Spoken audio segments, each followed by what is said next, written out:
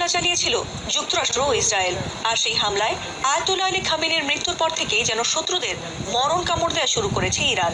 নিজেদের ক্ষয়ক্ষতি হওয়ার পরও থেমে নেই তারা।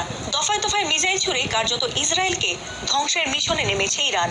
আর এই যুদ্ধযাত্রায় শুরু থেকে অন্য কোনো মুসলিম দেশ পাশে না থাকলেও ছায়ার মতো তাদের পাশে আছে বন্ধু দেশ লেবানন। আর তাই ইরানের সঙ্গে কাঁধে কাঁধ মিলিয়ে ইসরায়েলে একের পর এক রকেট ও মিসাইল হামলা চালাচ্ছে দেশটি।